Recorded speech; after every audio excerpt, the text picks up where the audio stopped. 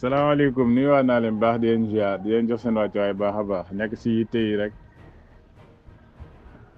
waaw maa ngi leen di nuyu bu baax a baax ginnaaw cour pénal bi mu defee affaire mën nañ ko wax affaire tappale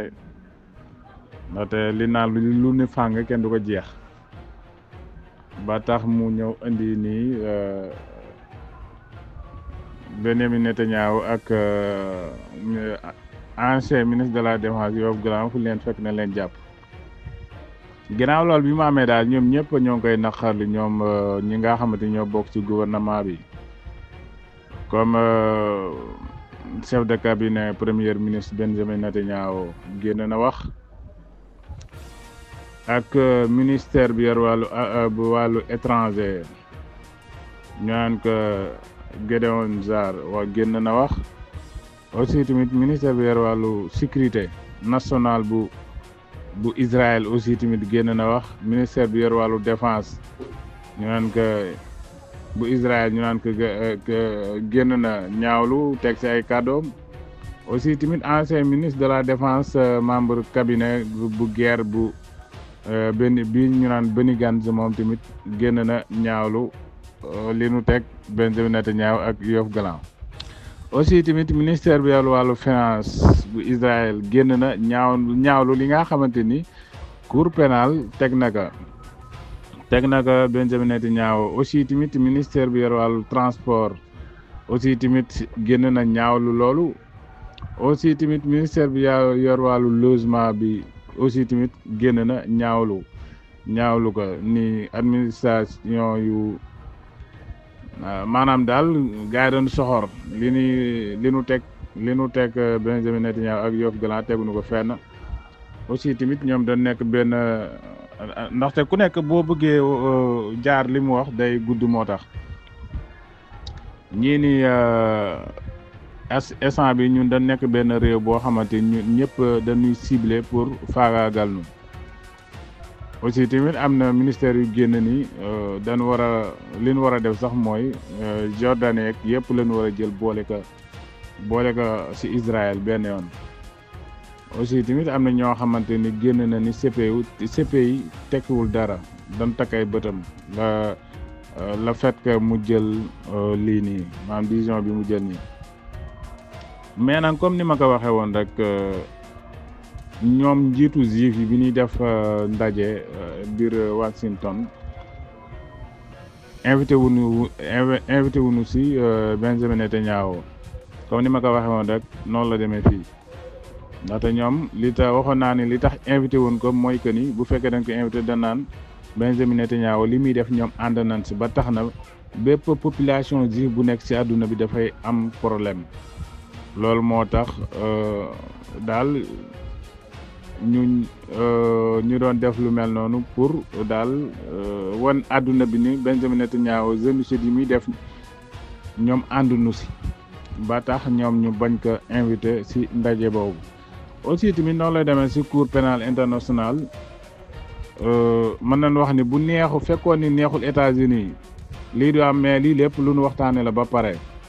pour jox tuuti crédibilité cour pénal international ndaxte bare jamono yee paase bare na ñuy génn naan cour pénal international amatul crédibilité bi mu amoon ñu bare mais instant bii nii lii nii te comme nin ko waxee rek lu ni fàng kenn du ko jeex ñëpp a xam ni Israël ay ñaawteef yu bon lay def biir Gaza ak surtout côté sud Liban bi moo tax tey ñu jël décision bi man si suba laa bëggoon indi kii boobu maanaam laa bëggoon joxe sama contribution si wàllu gars yi seen tàppali yi def ak yooyu mais dama ne woon naa bàyyi ba guddi d'ailleurs sax am na benn kii bu ma dégg seen kii Cissé ki sant ki Cissé bi mu waxee loolu dama ni waa ji de sàq mi na sama lanc moom Serigne Moustapha Cissé bi mu waxee loolu dama ni kii de sàq mi na sama lanc ndaxte man li mu wax ni exactement loolu moo nekkoon sama xel waaw mais aussi li ma si yokk rek mooy loolu bëgg gars yi li ñu bëgg mooy bëgg yokk may tuuti crédibilité CPI wane ni daal ñëpp la yemale comme ni mu ko defee ci Poutine noonu la koy defee ci Benjamin Netanyahu ak Yoav Gallant ak ki naan mooy boppu waa Hamas ndaxte kooku Mohamed Deif te kooku neenu ba léegi kenn gisu ko ay jamono israéliens yi génnoon na ni rey nañ ko waaw waaye daal mbir mi daal mi ngi noonu sëñ Daawda maa ngi lay nuyu bu baax a baax di nuyu sëñ Cheikh Ndiaye ñi may àndal si information bi ak sëñ Maguette Talibi sëñ Saliou ak Jabel sëñ Babacar Lo Cheikh Boy nuyu mbokk yëpp di leen ziar sëñ Abdou Mbacke maa ngi lay nuyu bu baax a baax. ba tey si mbiru Benjamin Netanyahu lu tolloog 124 pays yoo xamante ni ñoom actuellement ni neenu Benjamin Netanyahu bu tegee tànkam seen réew dinañ ko jàpp mais Europe moom mën nañu wax ni ñoom ñëpp ànd nañu maas pour wax la lii dañ ko waxtaane ba pare ndaxte la fait que France dem ba bokk si te France nanguwul ñaawlu li nga xamante moom la Israël di def foofu aussi tamit nanguwul reconnaître Palestine comme réew pour loolu rek day tegtal ni ñii li ñu def nii yëpp ak surtout Allemagne ñii li ñu def nii yëpp dañ ko waxtaanee ba muy am comme pays européens yi ñin si jote si cité endroit ak Albanie ak Arménie ak Autriche Belgique Bosnie Bulgarie Croatie Chypre République tchèque Danemark Estonie Finlande France Géorgie Allemagne Grèce Hongrie Islande Irlande Italie Lituanie Lettonie Luxembourg Malte Monténégro Pays-Bas Macédoine Norvège Pologne Portugal République tchèque République Moldavie ak Roumanie Saint-Marin Serbie Slovaquie Slovénie Espagne Suède Suisse Royaume-Uni ñoom ñëpp neenu Benjamin Netanyahu ak Yoav Gallant bu tegee tànkam seen réew dinañ ko jàpp jébbal ko CPI ñoom 42 pays européens yi ak Afrique tamit lu tolloog 60 aussi tamit Afrique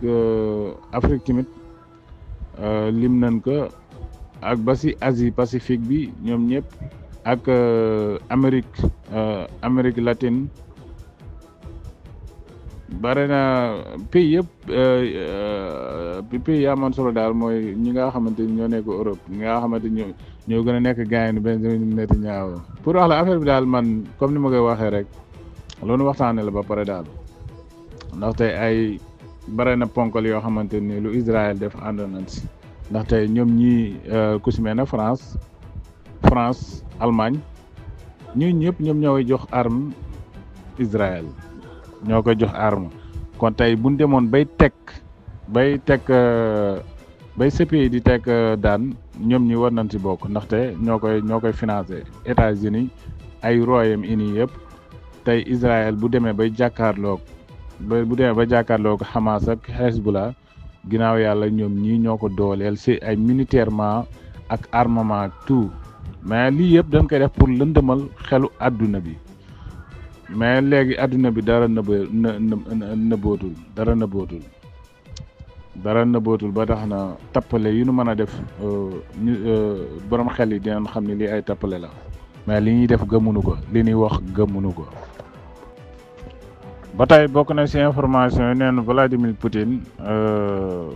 tey ginnaaw bi mu defee réponse bi Ukraine defoon ci Kupiansk attaque bi mu leen attaqué woon ginnaaw bi mu defee réponse ba pare def na benn déclaration aussi tamit dànkaafu na occidentaux yi dànkaafu na aussi Ukraine ni beneen yoon maanaam bu ñëwaatee lu gën a metti mën na leen ci fekkaat waaw ndaxte dem na ba présenté beneen missilu Ukraine bu bees ñu naan ko Rossinik nee na nekk na missile boo xam missile bu gaaw la boo xamante ni amul benn système de défense bu ko mën a téye ci àdduna bi nee na amul. nee na ndaxte daan nga dégg ñu naan ay 7-2 ak yooyu mais missile wu russe bu bees bi nekk na missile boo xamante ni jàpp ko du yomb ndaxte te Russie bu ko doon dóor biir Royaume-Uni 19 minutes kese lay def àgg fa bu dee Belgique 14 minutes bu dee Allemagne 11 minutes lay def àgg fa bu dee Pologne 8 minutes lay def àgg fa pour wax gaawaay missile wu Russie missile am bu bees bi moom nag missile bi nag tey la ko Poutine présenté ni nekk na missile boo xamante ni pour mu faagagal France ci 30 minutes lay tollu Rosnik nee na nag mën na bépp ci maanaam mën na àgg fépp ci àdduna bi moom seen missile bu bees bi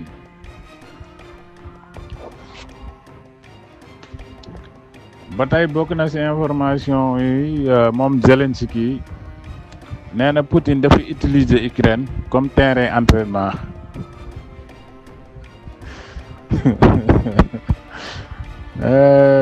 bala Zelensky daal Zelensky vrai comédien la quoi yow nga nekk ci guerre ngay guerre ak nit ki nga wëlbatiku ni dafa utiliser seen suuf comme benn terrain entraînement mais ay jamono nag doon naa dégg lu mel noonu benn kii di ko wax benn expert di ko wax ni gars yi doon jël Ukraine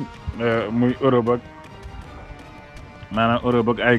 gaayam dañ jël Ukraine def ko ay essai militaire am na benn expert bu ko waxoon mais Zelensky daal tey bu mu ñëwee moom dafa ni Poutine dafay utiliser suufu Ukraine comme terrain entraînement kaay xëy na ñàkkul missile yu bees yi muy dóor biir Ukraine moo tax muy wax loolu moo tax bi ma ko liiree sànq mënuma téye sama boobu dama reew a tas mais daal tey la ko doon tey bi muy jàkkaarloog taskatu xibaar yi tey si 2021 bi xaw ma 21 novembre tey si le 21 novembre si la doon wax lu mel noonu. missile bi am doole gi mu am doole ak gaaw gi mu gaaw rek nekk na missile bu doy waar ba tax na missile bi nag missile comme ni nga ko waxee missile balistique intercontinental mais daal tiital na leen daal missile bi moom xam naa tiital na leen trop ñoom waa occidentaux yi. ba tey bokk na ci information yi neen Hongrie ginnaaw bi États-Unis joxe autorisation waa Ukraine pour ñu utiliser missile longue portée yi nee na ñoom li ñuy de nee na ministère bi yor wàllu défense bu Hongrie ñu naan ko Christophe Ezzalay moom nee na nanu déployer ay système défense aérien ci côté frontière am ak Ukraine loolu la ministre de la défense bi wax ci région nord bi nañ ko yóbbu daal ci côté nord bi pour système de défense yooyu nañ ko jël yóbbu ko ci frontière am ak digganteem ak Ukraine ndax neen actuellement nii guerre Ukraine ak Russie bi dafa dugg ci beneen phase bu dangereux lañ dugg nii ba tax na ndax te guerre moom moo nekk loo xamante ni missile mën na rëcc dugg ci réew moo xamante ni jëmu fa woon ndaxte machine moom à tout moment mën na déconner loolu tax ministère bi yor wàllu défense bu Hongrie joxe ordre boobu pour ñu yóbbu digganteem frontière am ak Ukraine système de défense pour missile yi rëcc ak yooyu quoi. ba tey bokk na ci information yi ci groupe SCM Info International mooy que ni Ukraine neen seen ministère bi dañ ko laaj xam naa ñàkkul ni dañ ko laaj ni ko ba xam affaire vol yeeg yooyu mu ni actuellement ni Ukraine pare na à 95% pare na pour reprendre vol commercial mais nag ci li mu ci teg mooy que ni dañu soxla défense aérien dañu war a soxla système défense aérien aussi tamit nee na mën nañ actuellement pare na pour Ukraine pare na pour ñu commencer vol commercial mais il faut ñu assurer seen sécurité passage yi mi ngi ko loolu nag mi ngi ko xamle tey le 21 novembre ministère bi yor wàllu développement collectif territoire ñu naan ko Oloxil Kuluba moom mi ngi ko déclaré si mi ngi ko waxe si seen télévision bi ñu naan Suspline ministre bi aussi tamit déclaré ni côté sécurité maanaam défense aérien bi lu sérieux la maanaam pour ñu assurer que bu baax a baax mais malheureusement tey ñu gis li nga xamante ni moom lañu koy gis que la moom bi mu ko waxee rek xanaa si la li am tey ndaxte missile bi fi ko Russie dóor li mu fay yàq dafa bare trop ndaxte malgré que ñoom tegoon nañ seen programme ba jàpp ni am yaqin que ni missile russe mënul agsi foofu waaye daal le fait que missile bi agsi daal seen wàllu système de défense yeeg seen industrie yeeg seen courant bi yëpp jaxasoo actuellement nii daal Ukraine mi ngi ci jafe-jafe yu métti ba tey bokk na ci information yi neen Allemagne préparé na mobiliser plus de 800,000 soldats nee na bu fekkee maanaam Allemagne pare na loolu pour di waajal pour bu Russie dalee ci kaw OTAN journalu Francfort bi ne moom moo génnee nee na dañ publier ci benn document boo xamante ni toll na ci 1000 pages document boobu toll na ci 1000 pages nee na préparation bi nga xam Berlin mi ngi koy préparer pour scénario 3e guerre mondiale bu ñëwee nee na document boobu nag bari na ay détails yu ci nekk nee na détails yi mu jot a génne mooy bâtiment infrastructure yi ak pour protection guidée ak entreprise yi ak protection entreprise maanaam entreprise yi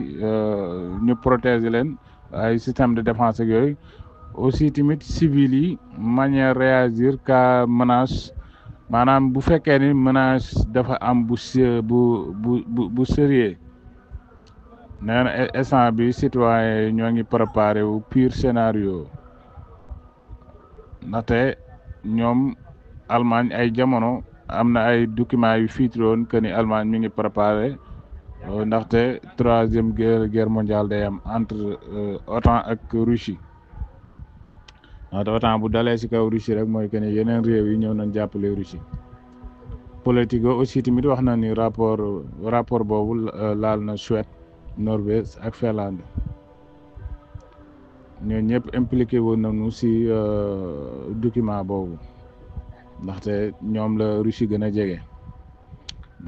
balaa Russie de àgg Allemagne ak yooyu Allemagne sax am na de Kaliningrad moom sorewul mook Allemagne maanaam xaw na jege Allemagne mais bu dee Russie bu mag bi moom ay Suède ak Finlande ak yooyu lay njëkk a jot avant mu koy jot mais Russie dafa am beneen dëkk boo xamante ni booy xool dafa laal biir géeju Europe bi dafa laal ci géeju Europe bi maanaam tey Russie balaa mu fa doon dem il faut mu bëtt ay réew pour dem foofu noonu moom lañ wax ni sax fa la Poutine fa la d'origine am maanaam fa la dëkk daal fa la dëkk ndaxte ginnaaw mur de Berlin bu mu daanoo si la fa dem ba président Russie bi fa nekkoon te mu doon mandi yi metti yi rek ba gars yi jëli Poutine pour préparer ko samp ko comme président ndaxte président dafa am jikko yi mu war a jikkoo moo tax ginnaaw bi ñu defee seen waxtaan ne gis nañ ni Poutine moom moo leen doy ba tax ñu jëli ko ne ko kat yow la ñu doy pour nga war ñu jiite si lañ ko préparé mu nekk vice président comme ay histoire ñu ko nettalee ba déjà comme ni ma ko waxee woon jamono yële passé procureur bi doon ko fexeel pour mu bañ wuutu président bi fi nekk xam nga comme ni ñu ko waxee rek lobby yi adduna bi dëkk yu nekk dafa am ay lobby yoo xamante ñoo jiite réew ma genre mën nañ wax ni mafia ndaxte Russie daay dégg ñu naan mafia russe am ñoo xamante ni benn la ñuy doon pour seen réew waaw moo tax occidentaux yi ak États-Unis pour ñu am fa ay top du nekk lu yomb pour ñu daane leen du nekk lu yomb moo tax si élection yëpp ku nu neex rek moom moo fay dugg mooy participer si élection yi waaye ku nu neexul doo participer si élection yi noonu la demee si bu dee Chine moom benn parti moo fa am ñoom ñooy fal seen biir kenn mu jiite leen waaw bu dee États-Unis démocrate yeeg républicain yëpp benn lañu mais nag faaw ñu def seeni manipulation di xasanteeg di defante lu ne mais booy xool léegi politique boobu dafa ñëw ba si biir Afrique ñëw na ba si biir Afrique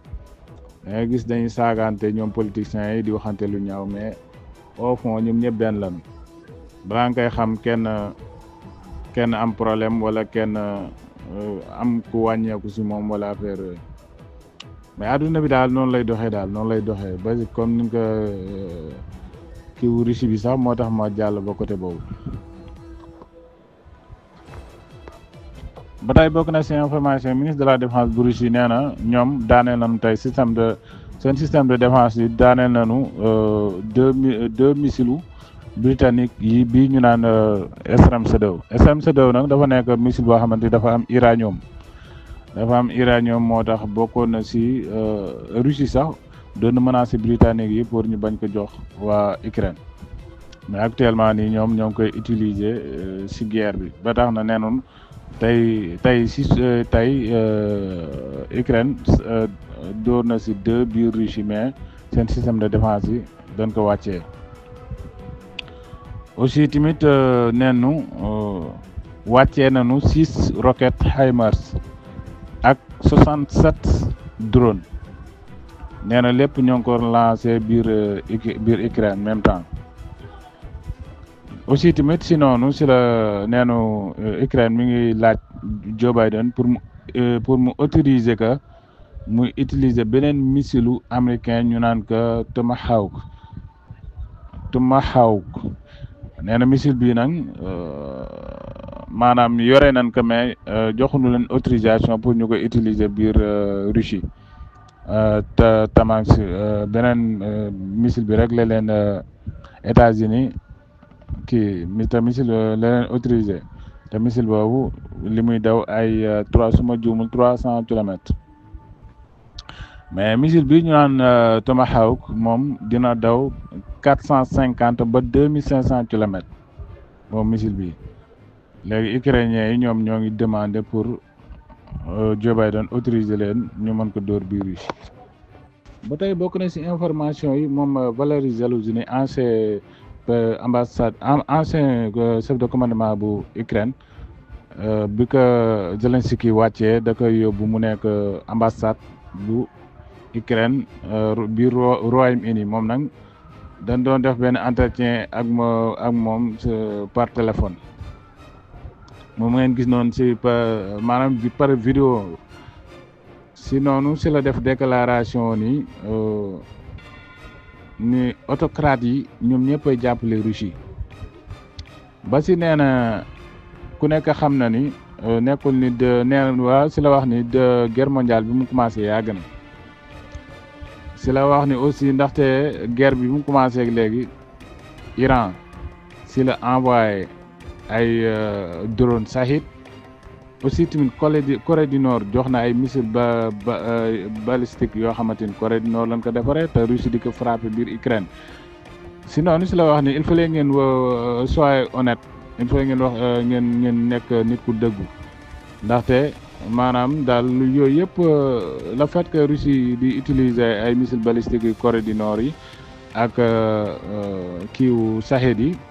nee na loolu yëpp dafa impliqué wu si 3e guerre mondiale aussi tamit nee na Ukraine doonoon fa obi chinois obi yoo xamante ni dafa composant ak chinois moom la déclaré moom Zalouzhny nee na daal 3e guerre mondiale bu mu commencé yàgg na te aussi le fait que ñoom Corée du Nord Russie di utiliser seen missile balistique depuis boobu yàgg na kon ñoom war nañu am droit di utiliser missile États-Unis comme ni mu leen neexee te ay jamono kii doon na ko wax Zelensky sax génnoon na di wax lool nii la moo tax ñuy autoriser Benjamin Netanyahu muy lu tax ñu autoriser que muy missile yi koy gars yi jox mu koy frappé fu mu ko neex te ñoom ma jox na ko autorisation mu koy frappé fu mu ko neex loolu ay jamono Zelensky doon na ko ñaawlu ba tey bokk na ci information yi neenu États-Unis mi ngi dafay transférer Kiev mine antipersonnel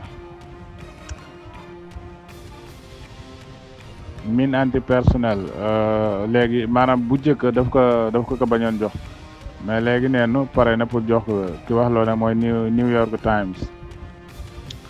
neenu ginnaaw loolu nag neen décision boobu administration président américain bi Joe Biden nee na dina transférer mine antipersonnel yooyu Ukraine te neen loolu dañ ko interdit ci niveau international ndaxte dafay yóbbu danger ci civil yi moom daal communiqué bi daal loolu wax nee na loolu dañ ko interdit ci dañ ko interdit ndax loolu civil yi mën na rey sax civil yi mine antipersonnel yooyu mine antipersonnel nag mais xamoon naa ko dama xamatul kii daal mais après naa def recherche gën ko leeral mais daal mi ngi sama kii nii Baye Niass maa ngi lay delloo bëgg bu baax a baax di bëgg aussi tamit sëñ Maguette Tall bi sëñ Saliou maa lay nuyu bu baax a baax ba tey bokk na si information yi États-Unis informé woon na Ukraine ak allié yi avant Russie di maanaam ba ne avant dernier jour bi maanaam la leen wax ni Russie mi ngi préparé pour lancer missile nee na looloo tax missile bi dalul bu baax ndax nee na ñoom dañ ko préparé ki wax loolu rek mooy waa Maison Blanche ñoom pour nga am victoire si ñoom daal du nekk loo pour ñu nangu ni am nga victoire si ñoom du nekk lu yom ñoom ak israélien ñoo yem jikko mën naa wax ni sax ñoom seen gouvernement bi démocrate yi fa nekk ni ñoom ñëpp presque israélien la ku si mel ne Antony Blinken moom israélien pur la looloo tax attaque bi mu amee mu doon jooy metti ba tax na neen daal attaque missile Russie bi lu tax dal bu baax mooy que ni États-Unis yëgaloo na leen ko looloo tax dalu bu baax ñoom waa Pentagone leen si dolli mooy que ni nekkul ni maanaam autorisation bi ñu jox Ukraine pour muy utiliser ATACMS nekkul ni moom mooy yokk xeex bi yóbbu ko beneen phase maanaam daal li mu bëgg a wax li mu bëgg a wax daal mooy que ni escalade affaire bi daal autorisation bi mu jox daal mën na yóbbu xeex bi ñu dem ba àgg si escalade aussi tamit missile Russie bu bees bi ñu naan ko Orsunik neen waa Russie biñ koy testé waxoon nañ ko États-Unis yëgaloon nañ ko États-Unis pour sécurité nucléaire mooy missile bi looloo tax sama waa ji looloo tax Zelensky nii Russie dafa jël Ukraine comme terrain entraînement kaay mais nag waa mu koy door yëgaloon nag waa États-Unis ba tey bokk na information yi waa Maison Blanche li ñu waxoon ni Russie avant muy dóor missile bu bees bi ñu naan que orosinique missile hypersonique orosinique bi waa Maison Blanche dañu yoon ni Russie yëgaloon na leen que mais porte parole bu Russie ñu naan que moom porte parole Kremlin bi dafa ni Russie avertilul États-Unis bi mu koy utiliser bi mu utiliser missile hypersonique orosinique nee na bi mu koy utiliser ci installation industrielle militaire bu Ukraine nee na yëgalu ko États-Unis ndaxte nee na loolu nekkul obligatoire ba tax mu koy yëgal waa États-Unis moom la déclaré moom porte-parole président bu Russe Dmitri Peskov mi ngi ko jaaralee ci journal TASS nag journalu Russie la nee na ñoom envoyé nu benn message ne ndax nee na ñoom Russie obligation nee na maanaam daal ñoom waa Russie Peskov daal loolu la wax nee na daal ñoom yëgaluñ ko États-Unis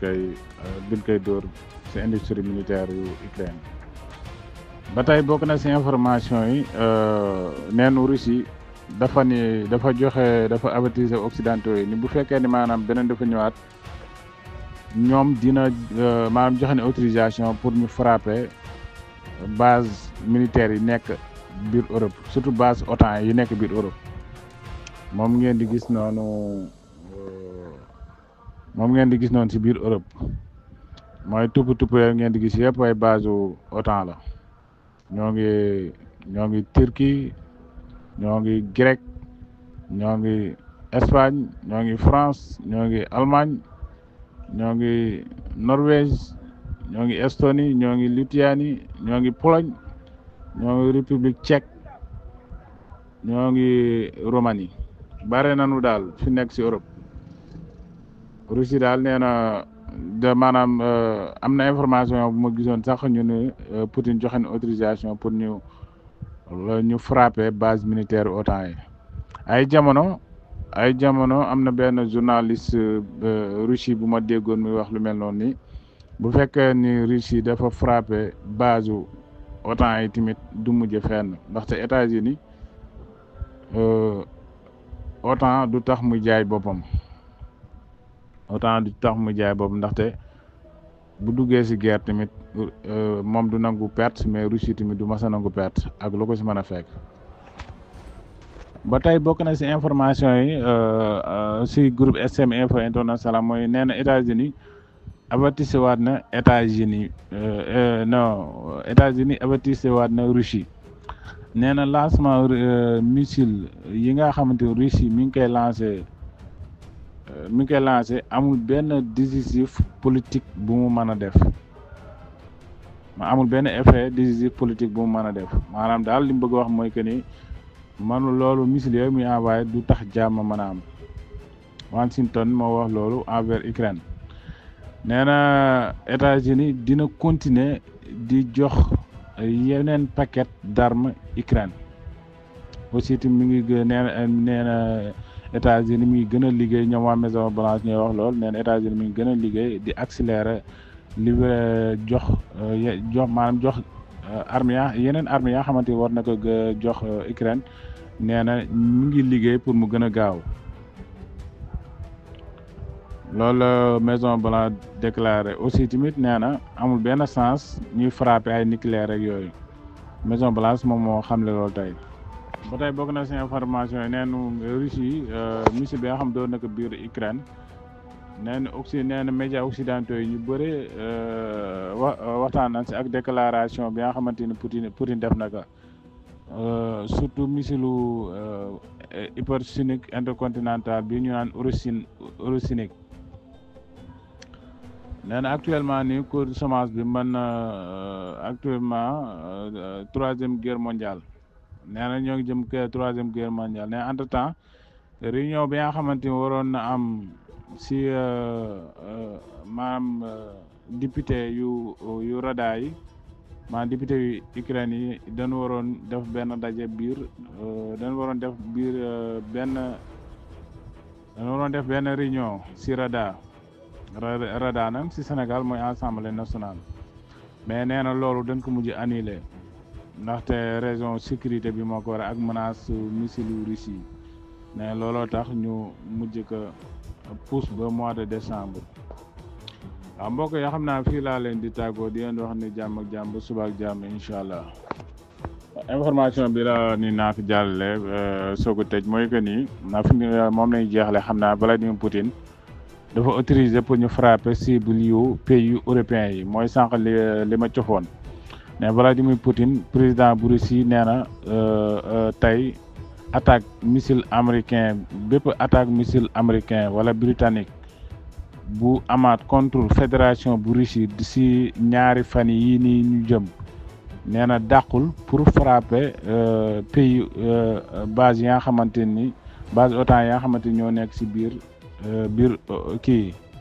ñoo nekk si biir Europe nee na bépp attaque missile occidentaux boo xamante ni dugg na biir fédération bu Russie nee na ñoom dinañ jox autorisation pour ñu frapper kiiwu OTAN yi cible OTAN yi maanaam base militaire yi nga xamante ni ñoo nekk si biir OTAN yëpp waa Vladimir Poutine dana joxe autorisation pour ñu frapper waaw kon xam naa foofu leen laa leen di tàggoo di leen wax ni jàmm ak jàmm ba suba ak jàmm incha allah di nuyu gaa yëpp nag di leen ziar bu baax a baax di leen jaajëfal gaa yi topp information yëpp ñoo leen di nuyu.